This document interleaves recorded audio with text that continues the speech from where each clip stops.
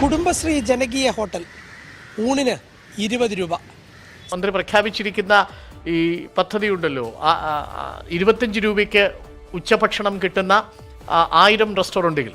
ഇതിൽ സാധാരണക്കാരുടെ വിശപ്പകറ്റിയ ഈ പദ്ധതിക്ക് എന്താണ് സംഭവിച്ചത്?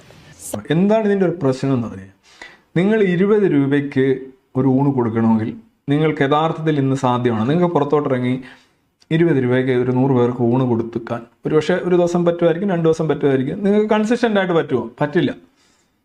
Okay, that's a fact. നിങ്ങളിനി എന്ത് ആളാന്ന് പറഞ്ഞാലും നിങ്ങൾക്ക് പറ്റില്ല. അപ്പം ഇത് ഞാൻ വെറുതെ ഇരുന്ന് പ്രഖ്യാപിക്കുന്നതല്ലെന്ന്, ഇത് ചെയ്യാൻ പറ്റുമെന്ന്. അരി വേണം, പച്ചക്കറി വേണം, വൈദ്യുതി വേണം, വിറക് വേണം, വെളിച്ചം വേണം, വെള്ളം വേണം, ഒരുപാട് സാധനങ്ങൾ, 100 സാധനം വേണം. ഈ സാധനങ്ങളെല്ലാം ഒന്നുകിൽ എന്താണ് നിങ്ങൾക്ക് വില കുറച്ച് കിട്ടണം, അല്ലെങ്കിൽ സൗജന്യമായിട്ട് കിട്ടണം. എങ്കിൽ മാത്രമേ നിങ്ങൾക്ക് 20 രൂപയ്ക്ക് ഊണ് കൊടുക്കാൻ പറ്റുമെന്നേ. അല്ലാതെ നിങ്ങൾ നിങ്ങളുടെ എഴുതി വിറ്റുകൊണ്ടിരിക്കണം. പക്ഷെ ആ ഹോട്ടലിന്റെ നടത്തിപ്പ് ഇപ്പൊ എങ്ങനെയാണെന്നറിയോ? ആ ഹോട്ടൽ നടത്തിപ്പ് ഇപ്പൊ അപ്പാടെ പാളിയിരിക്കുകയാണ്.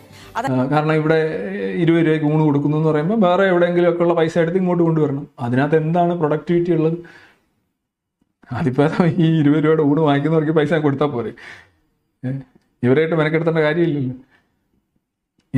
ഇത് ഒരിക്കലും എക്കോണമിക്ക് നല്ലതല്ല. നമ്മളിങ്ങനെ താങ്ങി നിർത്തിയിരിക്കുകയാണ്, ഫുൾ ടൈം ഇങ്ങനെ താങ്ങി നിർത്തിയിരിക്കുകയാണ്. സബ്സിഡി നമ്മൾ വിട്ട താഴെ കിടക്കണം, ടപ്പേന്ന് താഴെ കിടക്കും. പറയും സബ്സിഡി നിർത്തലാക്കിയോടെ വലിയ അവതാളത്തിലാണ്, എന്ന് വെച്ചാൽ വളരെ വിഷമത്തിലാണ്.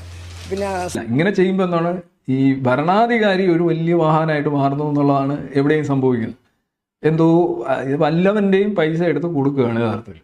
അങ്ങനെ മുന്നോട്ട് പോകാൻ പറ്റത്തില്ലല്ലോ. ഏതൊരു ബിസിനസ്സും ഏതൊരു സംരംഭവും സെൽഫ് സസ്റ്റെയിനിങ് ആയിരിക്കണം.